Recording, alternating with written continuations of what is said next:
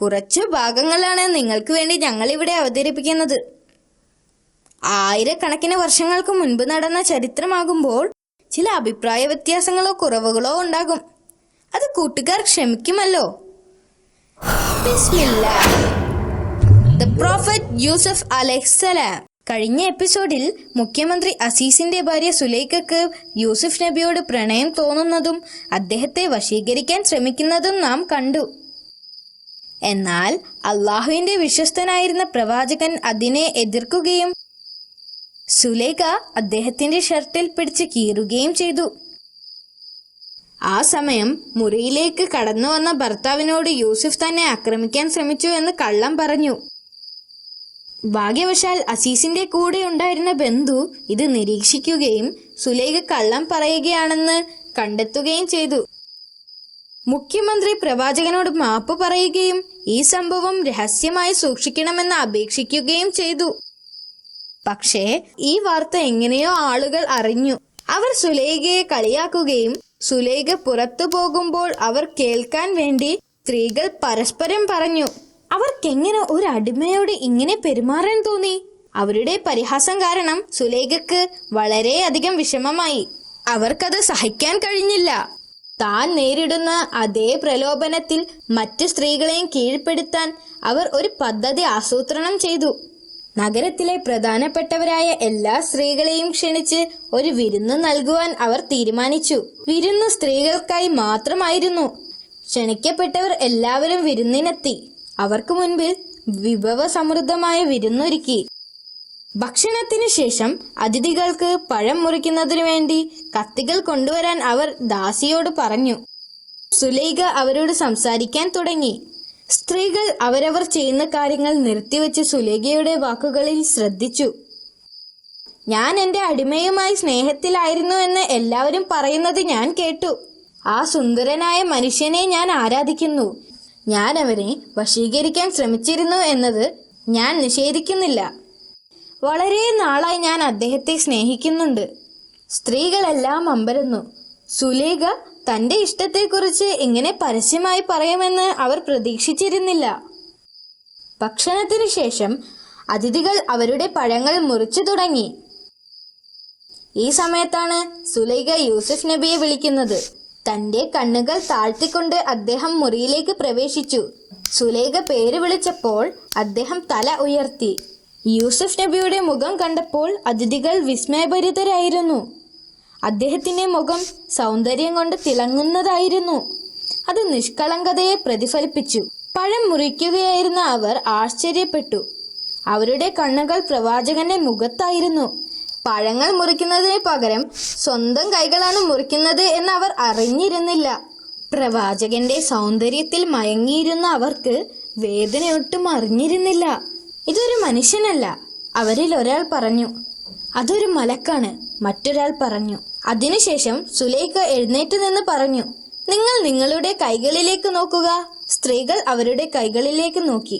അപ്പോഴാണ് കൈകളിൽ നിന്ന് രക്തമൊഴുകുന്നത് കണ്ടത്. നിങ്ങൾ എല്ലാവരും എന്നെ കുറ്റപ്പെടുത്താൻ കാരണക്കാരനായ മനുഷ്യൻ ഇദ്ദേഹമാണെന്ന് അവർ പറഞ്ഞു. ഞാൻ അവനെ വശീകരിക്കാൻ ശ്രമിച്ചിരുന്നു എന്നത് ഞാൻ നിഷേധിക്കുന്നില്ല. നിങ്ങളും അവനെ കണ്ട് മതിമറന്നു. നിങ്ങളുടെ കൈകൾ മുറിഞ്ഞത് നിങ്ങൾ അറിഞ്ഞില്ല. അവൻ വീണ്ടും എന്റെ കൽപ്പന അനുസരിക്കാതിരുന്നാൽ അവനെ തടവിലാക്കും.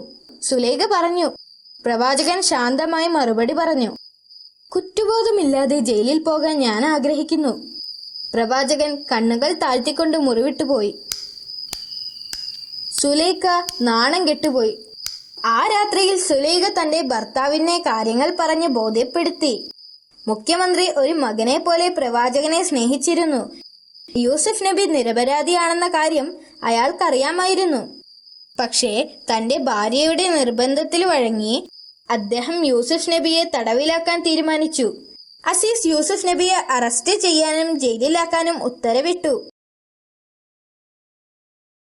പ്രവാചകന്റെ ജീവിതം ഏറ്റവും നല്ല ക്ഷമാശീലനുള്ള ഒരു ഉത്തമ ഉദാഹരണമാണ്. അദ്ദേഹത്തിന്റെ ജീവിതത്തിൽ പലതരത്തിലുള്ള ബുദ്ധിമുട്ടുകൾ നേരിടേണ്ടി വന്നിട്ടുണ്ട്. അദ്ദേഹം അള്ളാഹുവിൽ ഉറച്ചു വിശ്വസിച്ചിരുന്നു. എന്നിട്ടും അദ്ദേഹത്തിന് ജയിലിൽ പോകേണ്ടി വന്നു. ഇത് അദ്ദേഹത്തിന് നേരിടേണ്ടി വരുന്ന മൂന്നാമത്തെ പരീക്ഷണമായിരുന്നു. അദ്ദേഹം ജയിലിലായിരുന്നപ്പോൾ അദ്ദേഹം കൂടുതൽ സമയവും അള്ളാഹുവിനോട് പ്രാർത്ഥിച്ചിരുന്നു. ഈ സമയത്താണ് അള്ളാഹു അദ്ദേഹത്തിന് സ്വപ്നങ്ങൾ വ്യാഖ്യാനിക്കാനുള്ള കഴിവുകൾ നൽകി അനുഗ്രഹിച്ചത്. നല്ല അറിവും കരുണാസമ്പന്നനുമായ ഒരു യുവാവാണ് യൂസുഫ് എന്ന് ജയിലിലെ ആളുകൾക്ക് അറിയാമായിരുന്നു. അവർ അദ്ദേഹത്തെ സ്നേഹിക്കുകയും ബഹുമാനിക്കുകയും ചെയ്തു. ഇതേ സമയമാണ് രണ്ടുപേർ അദ്ദേഹത്തിന്റെ ജയിൽ മുറിയിൽ എത്തിച്ചേർന്നത്. ഒരാൾ രാജാവിന്റെ പരിചാരകനും മറ്റൊരാൾ അദ്ദേഹത്തിന്റെ പാചകക്കാരനുമായിരുന്നു. അവർക്ക് പ്രവാചകന്റെ ദൈവഭക്തിയും ധാർമ്മിക ബോധവും മനസ്സിലായി. ആ രാത്രിയിൽ പുതിയതായി വന്ന ആ രണ്ട് തടവുകാരും വിചിത്രമായ സ്വപ്നം കണ്ടു. അവർ ഉണർന്നപ്പോൾ സ്വപ്നത്തിന്റെ അർത്ഥം മനസ്സിലാക്കാൻ കഴിയാതെ അവർ ആശയക്കുഴപ്പത്തിലായി. അവർ പ്രവാചകന്റെ അടുത്ത് ചെന്ന് അവരുടെ സ്വപ്നത്തെ പറ്റി പറഞ്ഞു. ഞാൻ രാജാവിന് വീഞ്ഞ ഒഴിച്ചു നൽകിക്കൊണ്ട് കൊട്ടാരത്തിൽ നിൽക്കുന്നതാണ് കണ്ടത്. പരിചാരകൻ പറഞ്ഞു, ഞാൻ എന്റെ തലയിൽ അപ്പവുമായി ഒരു സ്ഥലത്ത് നിൽക്കുകയായിരുന്നു. രണ്ട് പക്ഷികൾ എന്റെ തലയിലിരുന്ന് ആ അപ്പം തിന്നുന്നുണ്ടായിരുന്നു. പാചകക്കാരൻ പറഞ്ഞു. പ്രവാചകൻ ആ സ്വപ്നങ്ങളുടെ വ്യാഖ്യാനത്തിനായി അള്ളാഹുവിനോട് പ്രാർത്ഥിച്ചു. അത് കഴിഞ്ഞ് യൂസുഫ് നബി രാജാവിന്റെ പരിചാരകനെ വിളിച്ചു. എന്നിട്ട് അദ്ദേഹത്തോട് പറഞ്ഞു, എന്റെ ദൈവം എന്നോട് പറഞ്ഞത് നീ ഉടനെ ജയിൽ മോചിതനാകുമെന്നാണ്. തിരിച്ച് കൊട്ടാരത്തിൽ നിന്റെ ജോലിയിൽ പ്രവേശിക്കുകയും ചെയ്യുമെന്ന് അദ്ദേഹം പറഞ്ഞു. പ്രവാചകൻ പരിചാരകനോട് തന്നെ കുറിച്ച് രാജാവിനോട് സംസാരിക്കണമെന്നും യൂസുഫ് എന്നു പേരുള്ള നിരപരാധിയായ ഒരു ആത്മാവ് തടവറയിലുണ്ടെന്നും രാജാവിനോട് പറയണമെന്ന് യൂസുഫ് നബി ആവശ്യപ്പെട്ടു.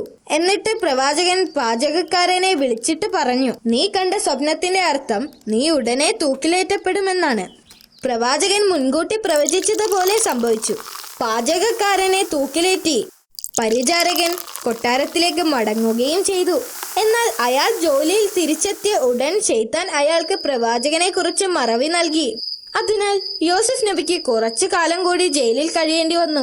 ഒരു രാത്രി ഈജിപ്തിലെ രാജാവ് തന്റെ കൊട്ടാരത്തിൽ ഉറങ്ങുകയായിരുന്നു. ഉറക്കത്തിൽ രാജാവ് വിചിത്രമായ ഒരു സ്വപ്നം കണ്ടു. സ്വപ്നത്തിൽ രാജാവ് നൈൽ നദിയുടെ തീരത്ത് നിൽക്കുകയായിരുന്നു. വെള്ളത്തിൽ നിന്നും 7 തടിച്ചു കൊഴുത്ത പശുക്കൾ ഉയർന്നു വരികയും അവയെ പിന്തുടർന്ന് മെലിഞ്ഞുണങ്ങിയ 7 പശുക്കൾ ഉയർന്നു വരികയും ചെയ്തു. തടിച്ചു കൊഴുത്ത പശുക്കളെ മെലിഞ്ഞുണങ്ങിയ പശുക്കൾ വിഴുങ്ങി. അതിനുശേഷം നദീതീരത്ത് 7 ധാന്യച്ചെടികൾ വളർന്നു വരികയും പെട്ടെന്ന് അവ അപ്രത്യക്ഷമാവുകയും പിന്നീട് അതിന്റെ സ്ഥാനത്ത് 7 ഉണങ്ങിയ ചെടികൾ വളരുകയും ചെയ്തു. സ്വപ്നത്തിന്റെ അർത്ഥം മനസ്സിലാക്കാൻ കഴിയാത്തതിനാൽ രാജാവ് ഭയപ്പെട്ടു. അടുത്ത ദിവസം രാജാവ് തന്റെ മന്ത്രിമാരെയും പുരോഹിതന്മാരെയും ഉപദേശകരെയും വിളിച്ചുകൂട്ടി തന്റെ സ്വപ്നത്തെ പറ്റി അവരോടും പറഞ്ഞു. ഇതൊരു സാധാരണ സ്വപ്നം മാത്രമാണ്. ഇതിൽ ഭയപ്പെടേണ്ട കാര്യമൊന്നുമില്ല. കുറച്ചുപേർ അങ്ങനെ പറഞ്ഞു. ഇതൊരു ദുസ്വപ്നം മാത്രമാണ്. അതിനെക്കുറിച്ച് വിഷമിക്കേണ്ട കാര്യമൊന്നുമില്ല. മറ്റു ചിലർ ഇങ്ങനെയും പറഞ്ഞു. ഈ വാർത്ത പരിചാരകന്റെ ചെവിയിലുമെത്തി. പെട്ടെന്ന് അദ്ദേഹത്തിന് യൂസുഫ് നബിയെ കുറിച്ച് ഓർമ്മ വന്നു. അദ്ദേഹം രാജാവിന്റെ അടുത്തേക്ക് ഓടിച്ചെന്ന് പ്രവാചകനെ കുറിച്ച് പറഞ്ഞു. ഉടനെ രാജാവ് പരിചാരകനെ പ്രവാചകനെ കാണാൻ പറഞ്ഞയച്ചു. രാജാവിന്റെ സ്വപ്നത്തെക്കുറിച്ച് പ്രവാചകനോട് പറഞ്ഞു. പ്രവാചകൻ അള്ളാഹുവിനോട് പ്രാർത്ഥിക്കുകയും പിന്നീട് സ്വപ്നത്തിന്റെ അർത്ഥം വിശദീകരിക്കുകയും ചെയ്തു. രാജ്യത്ത് 7 വർഷം സമ്പന്നമായ വിളവെടുപ്പുണ്ടാകും. ആളുകൾക്ക് കഴിക്കാൻ ധാരാളം ഭക്ഷണം ഉണ്ടാകും. ഇതിനെ തുടർന്ന് രാജ്യത്ത് 7 വർഷത്തേക്ക് വരൾച്ചയുണ്ടാകും. ആവശ്യത്തിന് വെള്ളവും ഭക്ഷണവും ഇല്ലാത്ത അവസ്ഥ വരും. ഈജിപ്ത് മുഴുവനും ദാരിദ്ര്യത്തിലാകുമെന്നും പ്രവാചകൻ പറഞ്ഞു. യൂസുഫ് നബിയെ ജയിൽ മോചിതനാക്കാനും രാജാവിന്റെ മുൻപിൽ ഹാജരാക്കാനും രാജാവ് ആവശ്യപ്പെട്ടു. പ്രവാചകൻ കൊട്ടാരത്തിൽ എത്തിയപ്പോൾ സുന്ദരനായ ആ ചെറുപ്പക്കാരനെ കണ്ട് രാജാവ് അമ്പരന്നു. കുറച്ചു സമയത്തേക്ക് പ്രവാചകന്റെ അറിവുകളെ പരീക്ഷിച്ചുകൊണ്ട് രാജാവ് അദ്ദേഹത്തോട് സംസാരിച്ചു. പ്രവാചകന്റെ മറുപടികൾ രാജാവിനെ അത്ഭുതപ്പെടുത്തുകയും യൂസുഫ് വളരെ ബുദ്ധിമാനാണെന്ന് രാജാവിനെ ബോധ്യപ്പെടുത്തുകയും ചെയ്തു. പിന്നീട് രാജാവ് വരാനിരിക്കുന്ന ക്ഷാമത്തിന് എന്താണ് പരിഹാരമെന്ന് പ്രവാചകനോട് ചോദിച്ചു. ശരിയായ രീതിയിൽ ആസൂത്രണം ചെയ്താൽ ക്ഷാമത്തെ നേരിടാം. സമൃദ്ധിയുടെ നാളുകളിൽ വിളകളെല്ലാം സൂക്ഷിച്ചു വെക്കണം. അത് ക്ഷാമകാലത്തേക്ക് ഉപയോഗിക്കാൻ കഴിയും. പ്രവാചകൻ രാജാവിനെ ഉപദേശിച്ചു. രാജാവിന് പ്രവാചകനോട് മതിപ്പ് തോന്നി. രാജാവ് യൂസുഫ് നബിയെ അവിടത്തെ ധാന്യപ്പുരയുടെ നിയന്ത്രണം ഏൽപ്പിച്ചു. അദ്ദേഹത്തെക്കാൾ അനുയോജ്യനായ മറ്റൊരാൾ അതിനില്ലെന്ന് രാജാവ് മനസ്സിലാക്കി. അദ്ദേഹം ഈജിപ്തിലെ പ്രമുഖ വ്യക്തിയായി മാറി.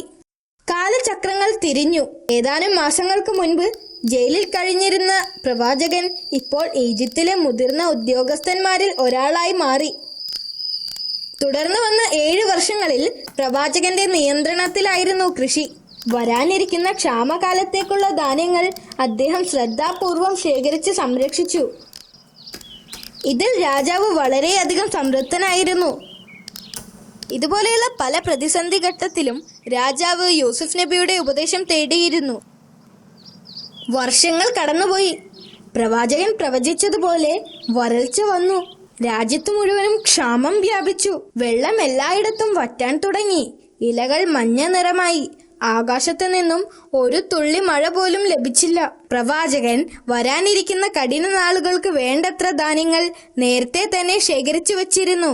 അതുകൊണ്ട് തന്നെ അവിടെ ക്ഷാമം ബാധിച്ചില്ല. അയൽ രാജ്യങ്ങളിലും വരൾച്ച അനുഭവപ്പെട്ടു. എന്നാൽ പ്രവാചകൻ വളരെ കുറഞ്ഞ വിലക്ക് അയൽ രാജ്യങ്ങളിലുള്ളവർക്കും ധാന്യങ്ങൾ വിതരണം ചെയ്തു. വരൾച്ച യാക്കൂബ് നബി അലൈഹിസ്സലാമിന്റെ നാട്ടിലും ബാധിച്ചിരുന്നു. അവർക്കും പട്ടിണിയുടെ കാലമായിരുന്നു.